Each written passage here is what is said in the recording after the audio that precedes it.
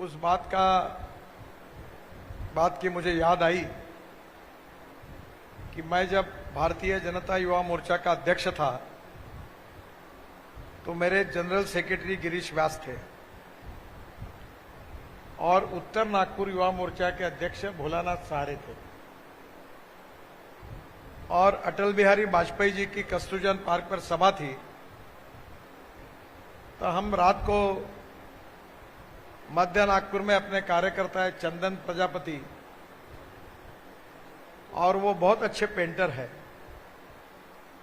तो हम रात को 10 बजे से लेकर सुबह 5 बजे तक सेंट्रल एवेन्यू रोड से निकलते हुए बरडी से शंकरनगर चौक तक गए थे और दीवारों पर लिखने का काम कर रहे थे। मेरा हस्ताक्षर खराब था और इसलिए मैं काले दीवार पर सफेद चूना लगाने का काम करता था और फिर जिनका हस्ताक्षर अच्छा था वो चंदन प्रजापति वगैरह उसमें अच्छे अक्षरों में लिखते थे। तो मुझे बहुत इस बात की खुशी है कि हमारी पार्टी मां बेटों की पार्टी और पिता पुत्रों की पार्टी नहीं है। प्रधानमंत्री के पेट से प्रधानमंत्री पैदा होना, मुख्यमंत्री के पेट से मुख्यमंत्री पैदा होना, एमपी के पेट से एमपी पैदा होना, एमएलए के पेट से एमएलए पैदा होना। अब नगर सेवक भी बोलता है मुझे नहीं तो मेरे पत्नी को टिकट दो अपने बच्चों को टिकट दो। और कार्यकर्ता मुझे आए, एक ने मुझे पूछा कि ऐसा ही होगा तो मैं क्या करूं। मैंने बोला घंटा लो हाथ में और बजाओ जोर से तो मैंने उसको मजाक में कहा था, पर हमारी पार्टी कार्यकर्ताओं की पार्टी है और इसीलिए जो दीवारों पर लिखता था उस कार्यकर्ता को भारतीय जनता पार्टी में जिस कुर्सी पर अटल बिहारी वाजपेयी बैठे थे, अडवाणी जी बैठे थे, उस पार्टी का अध्यक्ष बनने का मौका मिला, क्योंकि यह कार्यकर्ताओं की पार्टी है। इस पार्टी के अगर कोई मालिक है तो आप लोग हैं और इसलिए किसी का बेटा होना, किसी की पत्नी होना गुनाह नहीं है। उनको भी टिकट मिलना चाहिए, पर पत्नी का टिकट पति ने नहीं मांगना चाहिए। बेटे का टिकट पिता ने नहीं मांगना चाहिए, मेरे बेटे को टिकट दो। अगर मांगेंगे तो देना ही नहीं कभी। पर जनता ने अगर मांग की कि इनके बेटे को टिकट दो तो फिर जरूर उसका विचार भी होना चाहिए। पर आजकल ऐसा होता है कि नगर सेवक बोलता है मुझे दो मुझे दो मुझे दो, मुझे नहीं देना है तो पत्नी को दो। तो ये हमारे पार्टी की परंपरा नहीं है और इसलिए स्वाभाविक रूप से कार्यकर्ताओं की बातों को महत्व भी होता है। कांग्रेस पार्टी का अध्यक्ष एक ही परिवार का होता था, अब पहली बार अध्यक्ष बदले हैं, पर निर्णय करने की ताकत गांधी परिवार में ही है और इसलिए हमारी पार्टी ये लोकतांत्रिक पार्टी है और यही हमारी पार्टी की विशेषता है। दूसरी, राजनीति का हम सब ने जो कुछ काम किया वो आपके सामने है। मुझे बहुत खुशी है कि मैं जब मंत्री था तब मैंने नागपुर का रिंग रोड बनाया था, जो ये सामने वाला है। बांधकाम मंत्री था। ये बाजू वाला जरीपटका का सीमेंट कंक्रीट के रोड को मैंने उस समय बनाया था। उत्तर नागपुर में कंक्रीट के रोड बनाए थे। ये पानी की टाकियां 2-3 है इस रोड पर, वो हमने बनाई थी। अच्छे बगीचे बनाए थे, काफी ब्रिज बनाए और अब तो हमने उत्तर नागपुर में ब्रिजेस को खत्म कर दिया, सब ब्रिज बना दिए। अब नया रिंग रोड बन रहा है, करीब 2500 करोड़ रुपए खर्चा करके यहां से आगे बड़ा रिंग रोड बन रहा है। मैं हवाई जहाज में जब भी आता हूं तो नीचे देखता हूं कि ये आपके रोड का काम कितना हुआ है। अब उत्तर नागपुर की शक्ल बदल गई है। जो हमारा कामठी रोड था उस पे मेट्रो आई है और मेट्रो नहीं आई तो विश्व का रिकॉर्ड, आशिया का रिकॉर्ड बना कि नीचे में रोड, ऊपर में ब्रिज और उसके ऊपर में मेट्रो। आज जल्दी ही हम लोग अगले 2-3 महीने में इसका भी ब्रिज का उद्घाटन करेंगे, ताकि लिबर्टी अपने भारत टॉकीज के पास से वो ऊपर चढ़ जाएंगे तो डायरेक्ट कामठी रोड छोड़कर आगे उतर जाएंगे, ऊपर के ऊपर। तो नीचे वाले रोड का ट्रैफिक एकदम कम हो जाएगा।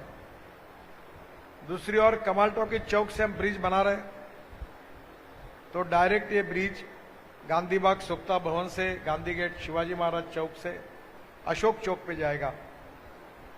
और अशोक चौक में ऐसी रोटरी बना रहे ऊपर के ऊपर कि उसको सिग्नल लेस कर रहे हैं। जो 8 रोड है वो सब खत्म हो जाएंगे, कोई सिग्नल नहीं होगा, और वहां से ऊपर हम मेडिकल के तरफ, बैद्यनाथ ग्रेट नाक रोड की तरफ और किसी भी दिशा में जा सकेंगे। ऐसी रोटरी बनेगी। और फिर हम लोग ऊपर जाकर मोता साइंस कॉलेज वाले ब्रिज को जोड़कर हम दिघोरी तक ताजबाग के आगे जाकर उतरेंगे। तो उत्तर नागपुर से हम लोग मैक्सिमम 5 से 6 मिनट के अंदर उमरे रोड तक चले जाएंगे। हमारे शहर में पानी की समस्या गंभीर थी। अर्जुन दास जी कुकरेजा हमारे कारपोरेटर थे, एकनाथ राव जोग थे, गिरीश व्यास उस समय थे। गिरीश जी को याद होगा, प्रभाकर येवले भी शायद उस समय कारपोरेटर थे, इंडिपेंडेंट थे, येवले उस समय थे। और उस समय हम हर इसमें कारपोरेशन की सभा के सामने वो मटके लेकर जाते थे और फोड़ते थे, पानी दो। पर जब से हमारी सरकार आई, हमने 24/7 की योजना लाई। पेस से लेकर गोरेवाड़ा तक पाइपलाइन डाली और पानी की मुबलकता उपलब्ध की, कनान की कैपेसिटी बढ़ाई जो उत्तर नागपुर में पानी आता है। और लगभग हम अब 24/7 ये हमारा सपना पूरा होने के कगार पर है। अनेक जगह पर मैंने पिछले 9 साल में पानी के लिए कोई मोर्चा मैंने देखा नहीं। हमारे यहां बिजली के खाम नहीं रहते थे, आज सब तरफ लाइट लग गए हैं। ये जब पूरा जरीपटका था, मैं जब आता था तो एस्बेस्टस, ये अर्जुन जी बैठे हैं, केवल रामानी जी बैठे हैं, पूरे एस्बेस्टस शीट के ऊपर वो क्वार्टर बने थे और जरीपटका में कोई बिल्डिंग ही नहीं थी। आज जरीपटका में कोई क्वार्टर रहा नहीं, सब बिल्डिंगें बन गई अच्छी अच्छी। वो जो रोड मैंने जरीपटका का बड़ा किया, थोड़ी गलती हुई, मैं और बड़ा बनाने वाला था, पर उस समय लोगों ने आंदोलन किया, मैं पालक मंत्री था, और वो रोड बनने से जरीपटका का मार्केट बढ़ गया। अब लोग खुश है कि अच्छा हो गया, रोड बड़ा हुआ, आज उद्योग व्यापार बढ़ा। उत्तर नागपुर में मेट्रो पहुंच गई, अब मेट्रो कामठी के आगे जा रही है। अब नागपुर में अच्छे बगीचे बने, खेलने के मैदानें बनी, सब्जी मार्केट, मटन मार्केट अच्छी बनानी है। प्रधानमंत्री आवास योजना में उत्तर नागपुर में हमने घर बना के दिए गरीबों के लिए।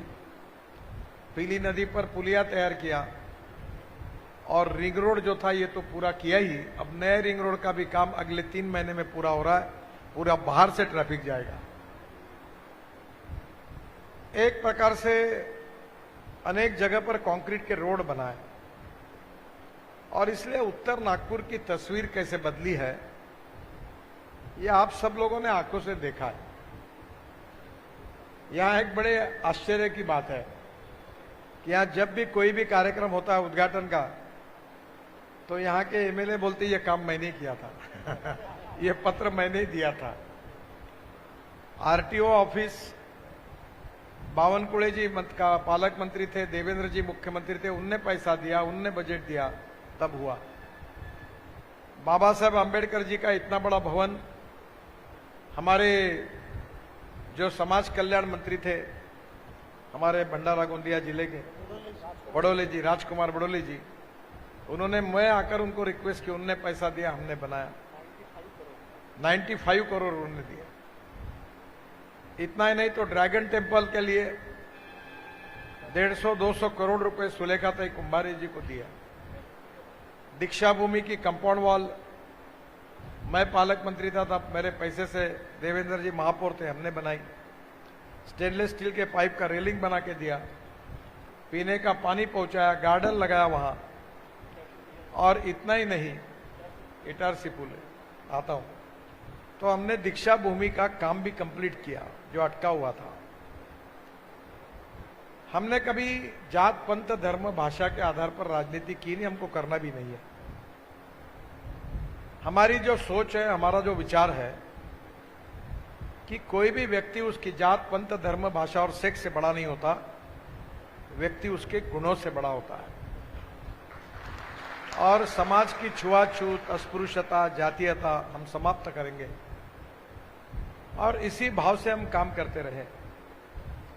आज मेरा जनसंपर्क का दिन था, करीब 11:30 बजे से मैं बैठा था 3 बजे तक, तो करीब 2000 लोग आए थे।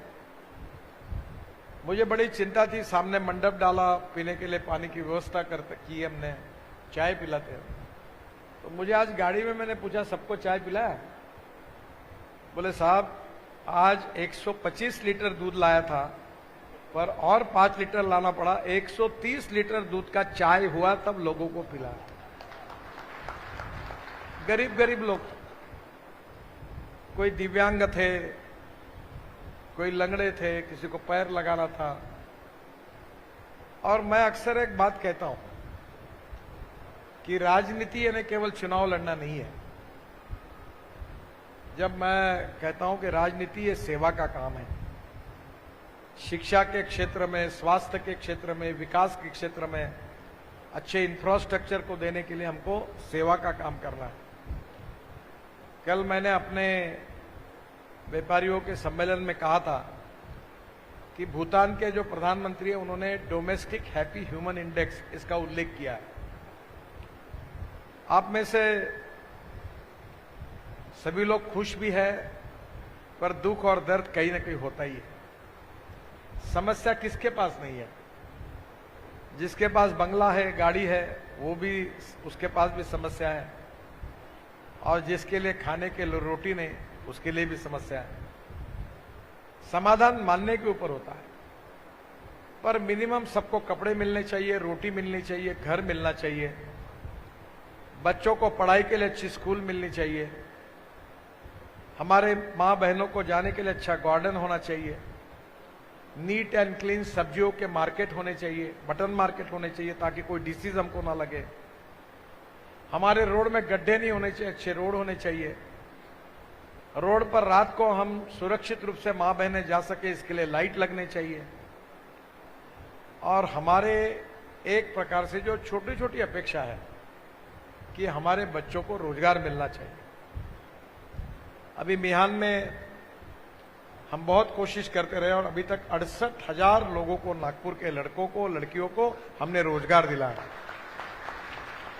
और मैं चुनाव जो हमारा 24 में होगा, मई के पहले 1 लाख नागपुर के युवाओं को, हमारे भाई बहनों को रोजगार मिलेगा, इसका मैंने संकल्प किया। 1 लाख। हमने ये नहीं पूछा कौन से पार्टी के, कौन से जात के और कौन से धर्म के हैं। हमने यही सोचा कि हम कैसे लोगों का जीवन सुखमय करें, लोगों के जीवन में समाधान कैसे लाए, अपना घर परिवार संभालते हुए कैसे करें। मैंने कहा कि हमारे दुकानदार है, व्यापारी है, हमको होलसेल मार्केट बनाने। अभी वो हम लोग मेव हॉस्पिटल से शहीद चौक के जाने वाले रोड को 4 लेन बना रहे। कल मैंने व्यापारी आघाड़ी को कहा आगे आइए, दही मार्केट है, अनाज मार्केट है, वो गंगा जमुना से शांतिनगर आते हैं, वहीं बड़ा चौक पर महानगर पालिका की जगह है, लोहे का मार्केट है। हम सबको अच्छा बनाएंगे, एयर कंडीशन बनाएंगे, अंडरग्राउंड पार्किंग करेंगे और हमारे व्यापारी भाई बहनें अच्छी तरह अपना व्यापार कर सके ऐसी स्थिति तैयार करेंगे। हमने किराना वालों को कलमना के बाजू में बहुत बड़ी जगह दी, वहां मार्केट, होलसेल मार्केट बन रहा है। तो नागपुर शहर का चौफेर विकास कैसे हो, नागपुर शहर की जनता को किस प्रकार से हम सुख और समाधान दे सकते हैं, यही बात हम कर रहे हैं। उत्तर नागपुर में बड़े प्रमाण पर लोग गरीब हैं और मैंने एक संकल्प किया था कि ये जो एमआरआई है इससे डॉक्टर के पास जाने से 15,000 रुपए देने पड़ते हैं, 12,000 रुपए देने पड़ते हैं। प्रभाकर येवले जी मेरे पास आए और उन्होंने कहा कि हमारी जगह कमाल टॉकी चौक में पड़ी हुई है एनआईटी की, और मेरी इच्छा थी कि गरीबों के नजदीक जाकर ये सेवा देना है। तो वहां अभी बिल्डिंग का काम शुरू होगा, जल्दी आप सबको बुलाएंगे और वहां उस बिल्डिंग में एमआरआई होगा जो 1500 रुपए में नहीं, गरीब आदमी को 1500 रुपए में मिलेगा।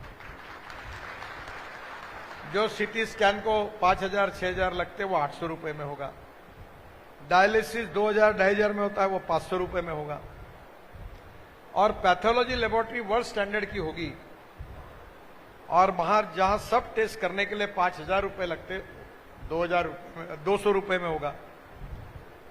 अभी हमने 2 वैन लाई, खूब रिस्पांस मिल रहा है। आपको भी मैं आह्वान करूंगा कि उसका बुकिंग करिए और हम लोगों के आंखें जांच रहे हैं। तो आज ये 15 दिन में 27 मई को वैन लाई, अभी दूसरी भी ला रहे हैं। तो अभी तक 2,000 लोगों के आंखों की जांच हुई, 150 लोग कैटरैक्ट के निकले, हम उनके फ्री ऑफ चार्ज ऑपरेशन कर रहे हैं। 100 रुपए में अच्छे क्वालिटी का चश्मा गरीब को दे रहे हैं। कान का डिजिटल मशीन 5,000 6,000 रुपए में मिलता है, वो 1,500 रुपए में डिजिटल मशीन गरीबों को देंगे। 40 करोड़ रुपए खर्चा करके हमने 40,000 लोगों को रिक्शा दी, हमने किसी को काठी दी, किसी को सुनने की मशीन दी, किसी को लैपटॉप दिया। करीब 38 प्रकार की साधन हमने दिव्यांगों को दी। नागपुर ये पहला नागपुर देश का सेंटर होगा कि दिव्यांगों के लिए बहुत सुंदर इंटरनेशनल स्टैंडर्ड का पार्क बनाने का काम जोरों में शुरू है। और अब हम दिव्यांगों के लिए खेलने का एक अलग स्टेडियम, क्योंकि दिव्यांगों के नियम अलग होते हैं, खेल अलग होते हैं। 4% लोग हमारे समाज के दिव्यांग हैं और उनके लिए हम लोग स्पेशल स्पोर्ट कॉम्प्लेक्स स्टेडियम यही रिंग रोड पर, इसी से आगे जाकर कड़मना के बाद खाली जगह पर हम वो बना रहे, इंटरनेशनल स्टैंडर्ड का स्टेडियम बना रहे। विशेष रूप से मेरी बहुत इच्छा है कि उत्तर नागपुर में कम से कम 50 अच्छे खेलने के मैदान हो, उत्तर नागपुर में कम से कम 3 स्विमिंग टैंक हो, गरीबों को बच्चों के लिए व्यायाम करने के लिए अच्छी व्यायामशाला हो, कम से कम 5, ताकि गरीब के लोग जहां जाके कुछ कर सके। हमारे यहां हमने एजुकेशन में इतना बड़ा काम किया कि जब मैं जाता था तो कुछ को तुम्हारा लड़का कहाँ है, लड़की कहाँ है, बोले पूना में पढ़ती है, मुंबई में पढ़ती है। तो हमने 1 रुपया लीज पर वर्ल्ड की बेस्ट यूनिवर्सिटी सिम्बोसिस नागपुर में लाई। उनने ताजमहल जैसी 450 करोड़ की यूनिवर्सिटी बनाई। आज 10,000 नागपुर के बच्चे MBA और बाकी सब पढ़ रहे हैं। हमने करीब 50 इंजीनियरिंग कॉलेज नागपुर में खोले, IIIT खोली, इंटरनेशनल लॉ स्कूल नागपुर में आई, IIM आया, मिहान में है। आप जाके देखिए कितना सुंदर IIM बना, जहां मास्टर ऑफ बिजनेस मैनेजमेंट की हमारे बच्चे पढ़ते हैं। IIM के बाजू में एम्स आया 1000 बेड का। और मुझे सबसे बड़ा दुख है और थोड़ा सा मैं इसके लिए नाराजगी भी व्यक्त करना चाहता हूं कि उत्तर नागपुर की सबसे बड़ी समस्या कोई है तो उत्तर नागपुर में सिकल सेल और थैलीसेमिया के कम से कम 1 लाख पेशेंट हैं। ये मिलिंद माने बेचारे अपने पार्टी में आने के पहले से डॉक्टर श्रीखंडे के साथ लगातार काम कर रहे हैं। और ये जो बीमारी है ये केवल दलित समाज में है। जो दलित समाज में शेड्यूल कास्ट और बौद्ध कम्युनिटी है उसमें है और आदिवासी समाज में है, और उन्हीं की शादियां होती है और बढ़ती है। हम कोशिश कर रहे, लोग समझ नहीं रहे। और अभी बोन मैरो किया गया तो मैंने WCL से पैसे लाए और 10 लाख रुपए एक के हिसाब से मैंने 50 लोगों को रिलायंस हॉस्पिटल मुंबई में बोन मैरो के ट्रीटमेंट कराई, उनके उपचार कराए। यानी आप एक समझिए कि आज अभी मेरी इच्छा, आज ही मेरी बात हुई। आज डॉक्टर खापरडे मेरे पास आए थे, बहुत अच्छे, अपने उत्तर नागपुर के दिल्ली में बड़े अधिकारी थे। उनको मैंने कहा कि मुझे एम्स में ये थैलीसेमिया और सिकल सेल की पूरे इलाज नागपुर में होंगे, ऐसी व्यवस्था इनमें करनी है ताकि हमारे दलित समाज के में जो लोग हैं उनकी जान बचानी है। नागपुर, भंडारा, चंद्रपुर, गढ़चिरौली, वर्धा ये समस्या है, पर अभी तक अवेयरनेस नहीं है। और इसलिए शिक्षा, स्वास्थ्य और सेवा और विकास और रोजगार, इसमें हम लगातार काम कर रहे हैं, पर हमने कितना भी काम किया तो भी समस्याएं अभी भी है और लोगों की भी अपेक्षा होती है। अब ये रिंग रोड नहीं बनता था तो 10 बार बोलते थे बनता नहीं, ये रोड बहुत अड़चन में, लाइट नहीं, गड्ढे पड़े। अब कंक्रीट का बना, लोग भूल गए। अब अच्छा रोड पे जाते बोलते ठीक है, पर रोड की समस्या याद कब आएगी? जब गड्ढे पड़ेंगे तब नितिन गडकरी याद आएगा, मिलिंद माने याद आएगा। रोड अच्छा होगा तो भूल जाते हैं। मैं मजाक में इस बात को कह रहा हूं कि लोगों को कभी कभी यादें जो होती है वो कभी भूल जाते हैं। अब पानी के लिए मोर्चे निकलते थे, वो भूल गए लोग। अब अनेक जगह पर अनेक बस्तियां हैं जहां अच्छे रोड नहीं है, पानी की पाइपलाइन नहीं है। वहां के लोगों का मुझे मालूम है, उत्तर नागपुर में ऐसी बस्तियां हैं। और विशेष रूप से प्रधानमंत्री आवास योजना में हमें सभी लोगों को मकान देने का प्रयास हमने किया, गरीब गरीब लोगों को दिया है। अब मेरे पास लोग तकरार लेके आए कि मकान दिया, उनने किराए से दे दिए मकान। कुछ जगह पर मकान बनाया हमने, लेट हुआ, बांटे नहीं, लोग घुस गए।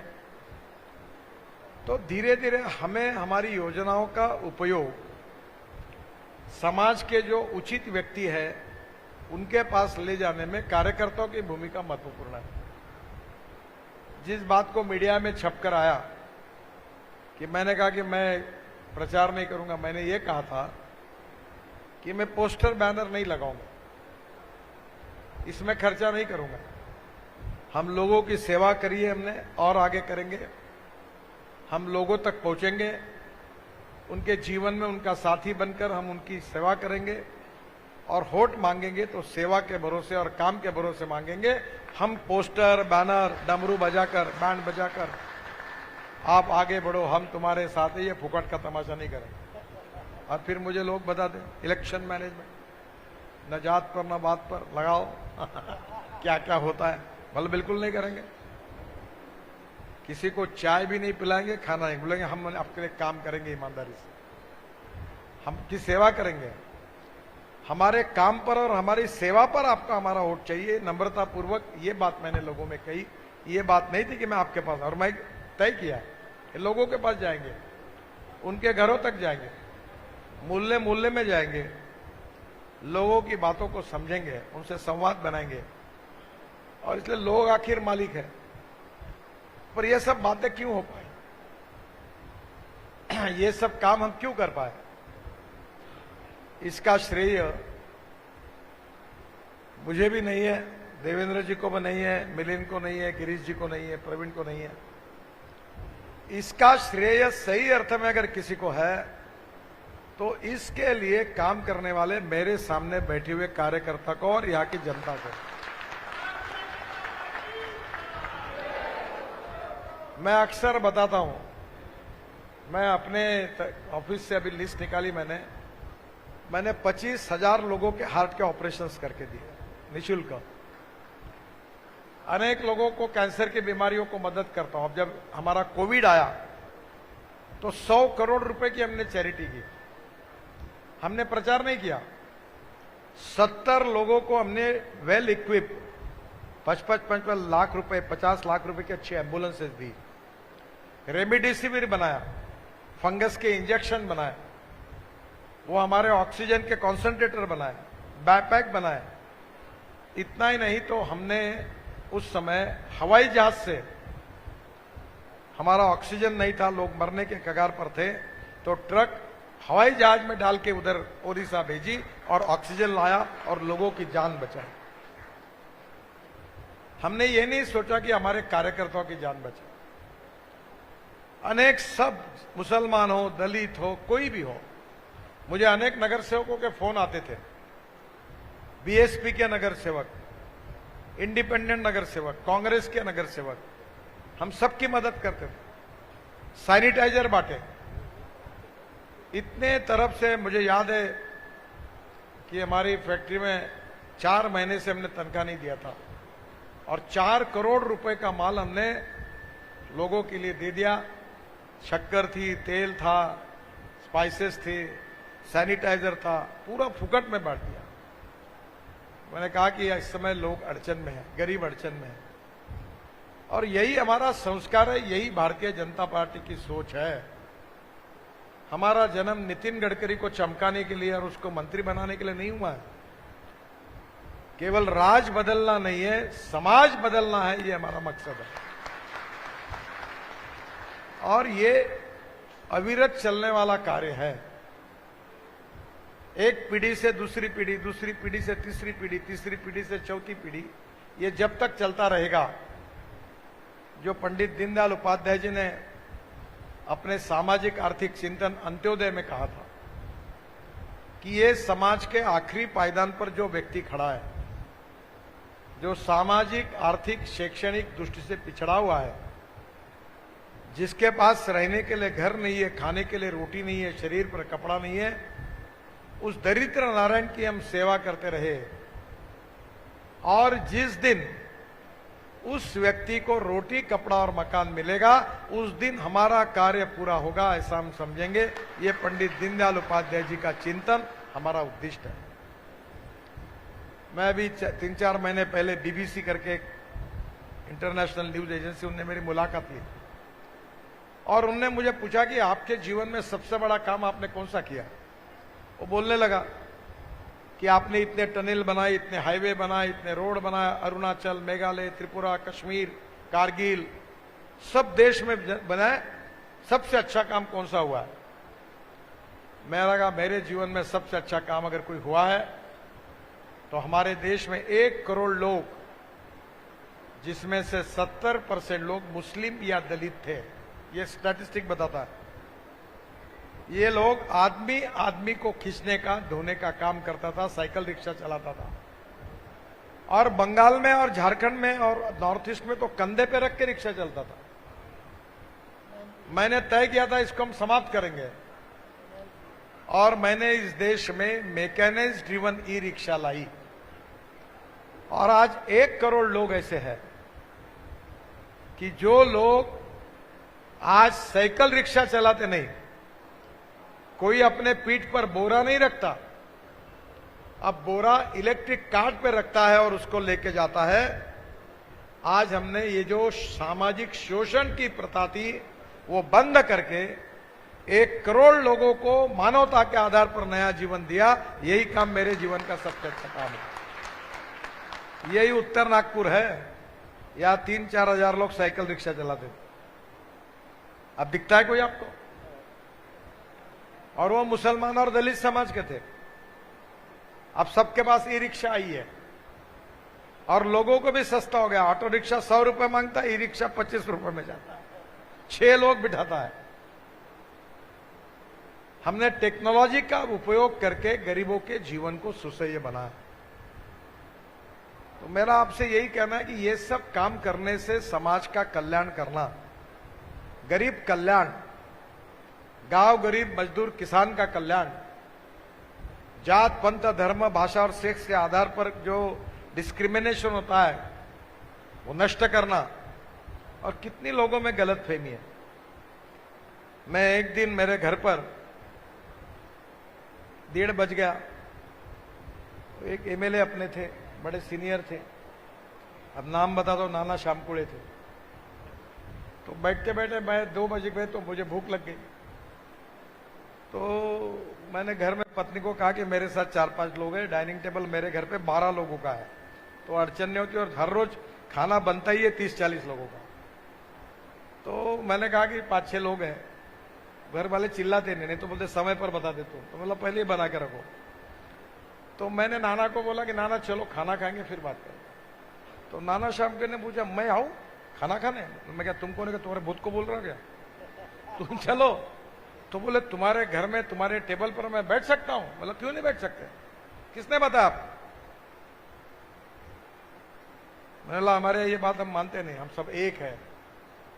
हमारा कार्यकर्ता, हमारी जनता, हमारा परिवार है। और मैंने कल कहा था कि मैं नागपुर का लोक प्रतिनिधि हूं, नागपुर की जनता मेरा परिवार है और मैं इस परिवार का कर्ता पुरुष हूं, ये मेरी जिम्मेदारी। और कोई भी व्यक्ति हो, मैं भारतीय जनता पार्टी का कार्यकर्ता हूं, पर जिसने मुझे वोट नहीं दिया उसका भी काम करूंगा, क्योंकि मैं मंत्री देश का हूं, पार्टी का जरूर हूं। जो भी वोट देगा उसका भी काम करूंगा, जो भी वोट नहीं देगा उसका भी काम करूंगा। जो जो सही काम होगा वो सबका करूंगा,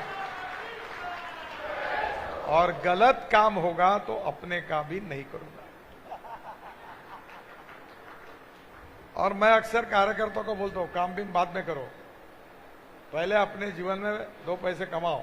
मुझे बहुत बार लोग आते हैं, एक जन आया बोला मैं देश को अपना जीवन देना चाहता हूं। अच्छा, पार्टी को अपना जीवन देना चाहता हूं, बहुत अच्छा। बोले घर में कौन है? बोले पत्नी है, बच्चे हैं। धंधा क्या है? बोले किराने का दुकान था, बंद पड़ गया। कैसे खाते हो? हालत बहुत खराब है। मैंने बोला तेरी जरूरत नहीं है पार्टी को, पहले अपना घर अच्छा चला ईमानदारी से, फिर देश का काम कर, फिर समाज का काम कर, तेरी जरूरत नहीं है। जो अपना घर अच्छा नहीं चला सकता वो देश को क्या अच्छा चलेगा? नगर सेवक और आमदार बन के क्या अच्छा काम करेगा? आमदार बना है बड़ा और घर में पत्नी नहीं पूछ रही, अरे मैं विलीन के लिए नहीं बना रहा हूं तो क्या फायदा?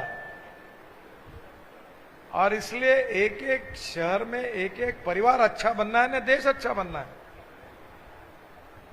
और इसलिए हम वही जो हैप्पी ह्यूमन इंडेक्स है डोमेस्टिक, उसको पूरा करना हमारा उद्दिष्ट है। और वो करने की प्रक्रिया में हम सब लोग काम कर रहे हैं। और इस काम में आज भी हमारे प्रति गलतफहमियां हैं। गलतफहमी क्या है कि हमारी पार्टी दलित समाज के विरोध में है, आरक्षण बंद करने वाले।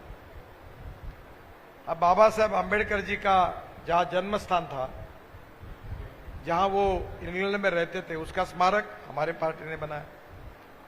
बाबा साहब आंबेडकर का कार्यालय जहां था दिल्ली में, वहां आंबेडकर भवन हमारी सरकार ने बनाया। दीक्षा भूमि का पूरा काम हमने किया। 22,000 करोड़ रुपए खर्चा करके मैंने पहली बार देश के इतिहास में भगवान गौतम बुद्ध का जन्म जहां हुआ, जहां उनको बौद्ध धर्म की दीक्षा मिली और जहां उनका देहावसान हुआ, वो सभी गांवों को कंक्रीट रोड से जोड़कर 22,000 करोड़ रुपए का बुद्ध सर्किट का काम किया। अयोध्या में 30,000 करोड़ रुपए खर्चा करके प्रभु रामचंद्र के सर्किट का काम किया, तो बौद्ध सर्किट का भी काम किया। पर हमारे बारे में जब कन्विंस नहीं होता तो कंफ्यूज करने की बात होती है। मुसलमानों को कहा जाता है कि बीजेपी वाले बहुत खतरनाक है, चुन कर आएंगे तो आपको कटवा देंगे, पाकिस्तान भिजवा देंगे, सुरक्षित रहना है तो कांग्रेस को वोट दो। हम राष्ट्रवादी हैं। आप मुझे बताइए कि हमारे देश में मुस्लिम समाज के लड़के लड़कियां इंजीनियर डॉक्टर नहीं बननी चाहिए? क्या वो लड़की बुर्खा पहन के रहनी चाहिए? हमारे समाज में आज हमारी सब समाज की लड़कियां डॉक्टर बन रही, वकील बन रही, एमए, एमएससी, बीकॉम अच्छी पढ़ रही, बैंक में जा रही। ये नहीं होना चाहिए।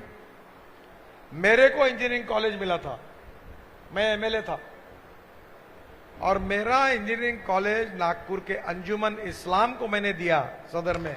और आज मुस्लिम समाज से 10,000 से ज्यादा लड़के लड़कियां उस कॉलेज से इंजीनियर बनी। वो कॉलेज देने का काम मैंने किया, तो क्या हम मुसलमानों के विरोध में हैं? ताजबाग का इतना अच्छा सौंदर्यीकरण हमने किया, ताजुद्दीन बाबा के वहां। हाँ, एक बात जरूर है, जिन्होंने वहां जमीन हड़पने का काम किया, पेटी का पैसा खाया, उनके ऊपर हमने कठोर कार्रवाई की। मैं कहा बाबा का पैसा है, जिसने जिसने माल कमाया उसकी पूरी धुलाई करो, नो प्रॉब्लम। बाबा का पैसा हराम का किसी को नहीं खाने देंगे। मंदिर और मस्जिद में भगवान का पैसा होता है, उसको हाथ नहीं लगाना। वो प्यारे खान को हमने अध्यक्ष बनाया और मैंने उसको उदाहरण बताया कि गजानन महाराज का मंदिर है शेगांव में, और वहां मैं गया था। वो पाटिल जो थे वहां के ट्रस्टी बेचारे, उनका देहावसन, उनका लड़का काम करता है। मेरे को वहां मंदिर में बुलाया, मेरा सत्कार किया दर्शन होने के बाद, और चाय पिलाया। तो मैंने कहा साहब, पाटिल साहब आप भी लो ना। बोले नितिन जी, मैं इस मंदिर में पानी भी नहीं पिया हूं पिछले 40 साल से। मैं यहां केवल सेवा करता हूं, इस मंदिर में मैं पानी भी नहीं पीता हूं, पानी भी घर से बोतल में लाता हूं, चाय पीने का सवाल ही नहीं। ये भगवान की सेवा करने वाला आदर्श हमारे पास है। और वहां साले पेटी से पैसा निकाल निकाल के रफा दफा करना, ये कैसे चलेगा? तो मैं आपको यही कहूंगा कि ईमानदारी से पैसा कमाना गुनाह नहीं है। मैं बहुत कार्यकर्ता को करो, काम करो, पर ईमानदारी से सेवा का काम करो। हमारे यहाँ बहुत लोग आते हैं राजनीति में काम कर रहे हैं, क्या कर रहे हैं? सेवा का काम कर रहा हूं, क्या ये काम करा दो।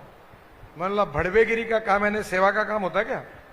तेरा काम कर देता हूं, चल गडकरी साहब के पास 5 लाख रुपए लगेंगे, ये धंधा नहीं करना। काम तुम्हारा लेके आओ, जरूर होगा, ये काम मत करो। मेरे ध्यान में आता है ये बात।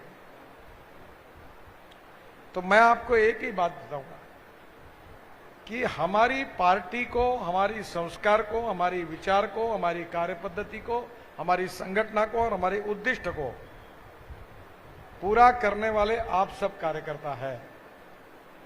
और आपका चाल चलन, व्यवहार और चरित्र जैसा होगा, वैसे ही पार्टी का मूल्यांकन होगा।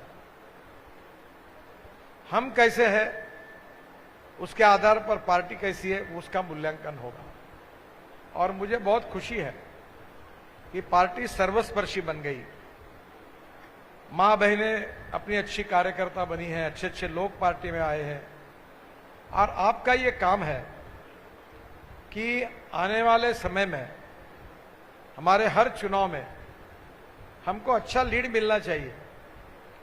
मुझे मालूम नहीं, इस बार शायद मुझे उत्तर नागपुर में लीड मिला था क्या? वोट बड़े छोड़ दो, लीड मिला था क्या? 8,000 से कम थे। अब इतना काम करने के बाद कम से कम 25,000 से आगे ले जाने का काम आपका है। और उसके लिए एक प्रार्थना करता हूं कि उसके लिए लोगों तक जाइए। हमने आंखें जांचने के लिए गाड़ी लाई, कान लगा मशीन लगाने के लिए गाड़ी लाई। जाओ, लोगों की सेवा करेंगे, विश्वास निर्माण करेंगे और उनका दिल जीतेंगे। और पार्टी के लिए हमको इस बार 25,000 से ज्यादा वोटों से लीड उत्तर नागपुर से मिलेगा, तो कोई निश्चित रूप से हमारे काम का उपयोग होगा। अब ये भी बात करिए, मैं मिलिंद माने को मिला, मिलिंद माने मुझे मिले, हम दोनों प्रभाकर येवले के गए, घर गए, तीनों मिलके कुकरेजा विक्की कुकरेजा आए और चारों ने मिलके भोलानाथ सारे किया, चाय पिया, खाया पिया कुछ नहीं, गिलास फोड़ा अटरना। ऐसा काम मत करो। जो अपना नहीं है, जो अपने को वोट नहीं देता है, जो अपना विरोधी है, उसका दिल जिताने का कार्यक्रम करो। अपने अपने में घूमते मत रहो। जो अपना नहीं है उसके घर जाकर उसको पार्टी में लाओ, उसको पार्टी में किया हुआ काम बताओ, तो हमारी पार्टी का विस्तार होगा। और आप लोगों ने बहुत अच्छा विस्तार किया है। इसके कारण ही एक बार अर्जुन दास जी जब थे तो घनश्याम जी को याद होगा, सूर्यकांत डोंगरे जी के चुनाव के वो इंचार्ज थे और पहली बार सूर्यकांत डोंगरे जी को उत्तर नागपुर से हमने जिताया था और उनके जिताने में भारतीय जनता पार्टी का बहुत बड़ा सहयोग था। फिर बोला पटेल भी चुन के आए, एक बार ये भी आए मिलिंद माने। अब उत्तर नागपुर को गढ़ बनाना चाहिए और इसलिए मेरा आपसे अनुरोध है कि संगठन का विस्तार करते हुए नए लोगों को जोड़कर आने वाले महानगर पालिका, आने वाले विधानसभा, लोकसभा के चुनाव में हमारी ताकत को बढ़ाने के लिए आप पूरी ताकत और शक्ति के साथ काम करिए। और यहां बैठे हुए लोग हैं, कम से कम यहां 1000 लोग बैठे हैं और आप एक एक ने इतना ही तय किया कि मैं 25 न मिलने वाले वोट पार्टी को मिला दूंगा तो 25,000 का लीड हो जाएगा।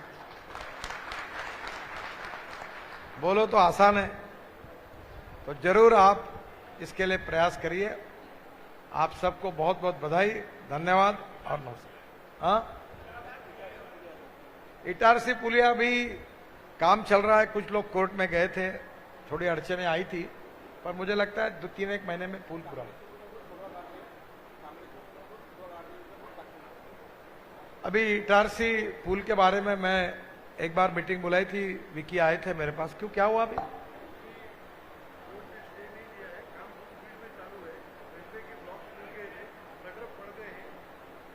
रेलवे के क्लियरेंस के प्रॉब्लम थे मुंबई से, वो भी क्लियर हुए, वो भी हो गया है। मुझे लगता है 2-3 महीने में काम पूरा होगा, आप विश्वास के साथ। बहुत बहुत धन्यवाद।